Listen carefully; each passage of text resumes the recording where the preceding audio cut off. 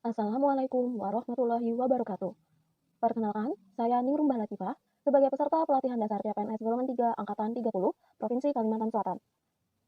Kali ini, saya akan menjelaskan terkait tugas analisis isu kontemporer yang diampu oleh Bapak Insinyur Taufik Rahman MSI. Terdapat banyak kendala yang dialami dalam proses penggunaan LSIMIL dalam kesehariannya. Hal ini menyebabkan sulitnya melakukan analisa data terhadap potensi bayi yang akan dilahirkan. Untuk menghadapi isu tersebut, maka dibutuhkan tahapan analisa data. Analisa data yang pertama yaitu menggunakan teknik AKPL.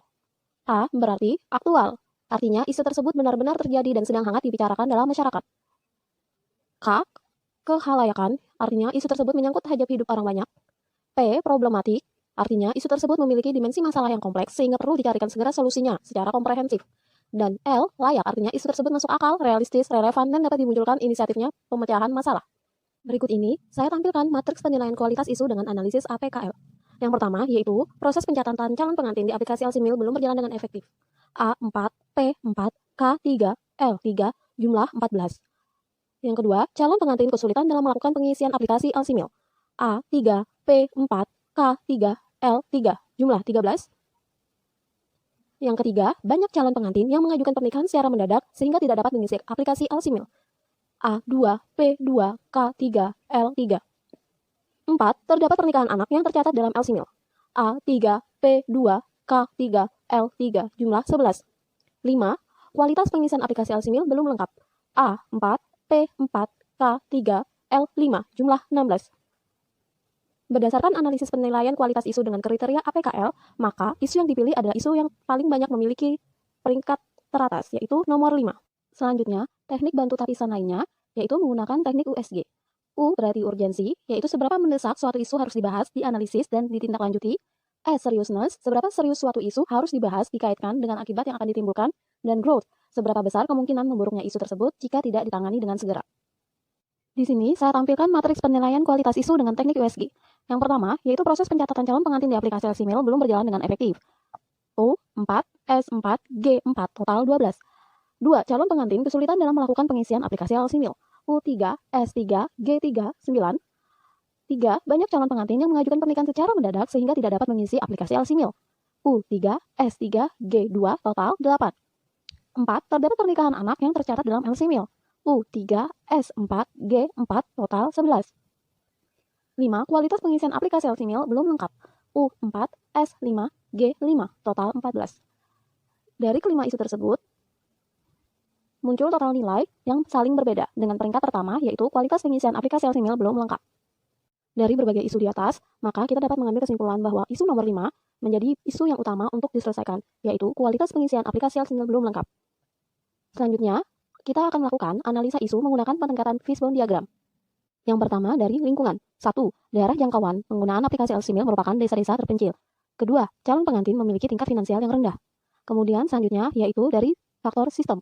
Faktor dari sistem yang dimiliki oleh LSIMIL terkadang sulit untuk diakses oleh para calon pengantin. Yang kedua, aplikasi LSIMIL membutuhkan koneksi internet yang kuat. Hal ini membuat para calon pengantin mengalami kesulitan karena kekuatan sinyal yang cenderung rendah. Selanjutnya, yaitu faktor keterampilan atau skill. Tim pendamping keluarga kurang kompeten atau kurang diadakannya pelatihan sehingga mengalami kesulitan dalam melakukan pengisian LSIMIL. Yang kedua, tim pendamping keluarga belum optimal dalam menjalankan sistem sehingga memiliki kesulitan dalam melakukan inputasi data di aplikasi LSIMIL. Selanjutnya, suppliers atau penyuplai, yaitu adanya tugas lain yang diemban oleh tim pendamping keluarga sehingga kesulitan dalam melakukan pengisian LSIMIL. Yang terakhir, yaitu tim pendamping keluarga yang terbatas sehingga kesulitan dalam mendampingi jumlah yang banyak dari calon pengantin. Selanjutnya, kita akan menggunakan analisa isu dengan metode SWOT, yaitu Strength, Weakness, Opportunity, dan Threat. Strength, yaitu kekuatan, adanya kekuatan dari perlindungan secara hukum terkait dengan reformasi birokrasi agar kinerja ASN lebih optimal. 2. Adanya tuntutan ASN agar menjadi insan yang lebih baik. 3. Peraturan dari pemerintah pusat dan pemerintah daerah untuk menekan kasus stunting melalui aplikasi LSIMIL. 2. Yaitu weakness atau kelemahan. Yang pertama, sarana dan prasarana yang belum memadai yaitu aplikasi yang berat sehingga membutuhkan sinyal internet yang kuat. 2. Sistem yang berjalan masih menggunakan sistem terdahulu yaitu pengumpulan data secara manual. 3. Kurangnya kompetensi SDM. Kemudian opportunity yaitu keuntungan. Yang pertama, tersedianya anggaran untuk dimanfaatkan dalam pengisian aplikasi LSIMIL atau dana insentif. Kedua, adanya dukungan dari pimpinan untuk memudahkan pekerjaan. Yang ketiga, adanya kemauan dari setiap ASN untuk lebih baik lagi. Yang terakhir, threat atau ancaman. Ancaman yang pertama yaitu tim pendamping keluarga melakukan kesalahan dalam melakukan pendataan. 2. Calon pengantin tidak kooperatif dalam melakukan pengisian aplikasi LSIMIL. Ketiga, kurangnya koordinasi dengan lintas sektor dalam pengisian aplikasi LCMIL. Yang keempat, aplikasi LCMIL mengalami kerusakan. Kesimpulannya, yaitu kita memiliki alternatif penyelesaian, yaitu pendampingan secara terus-menerus terkait pengisian LCMIL yang sesuai dengan SOP melalui WhatsApp Group. Jadi, diberikannya pendampingan secara kontinu oleh pihak kabupaten dalam melakukan pengisian LCMIL. Tahap setiap alternatif, yang pertama, yaitu melakukan koordinasi internal dengan sub-bidang keluarga berencana. Kedua, melakukan sosialisasi kepada setiap pihak yang terkait, terutama tim pendamping keluarga. Yang ketiga, melakukan monitoring aplikasi LCMIL. Hasil yang diharapkan yaitu yang pertama, mendapatkan dukungan dan pimpinan dari pihak yang terkait. Kedua, meningkatkan kualitas pengisian aplikasi LCMIL.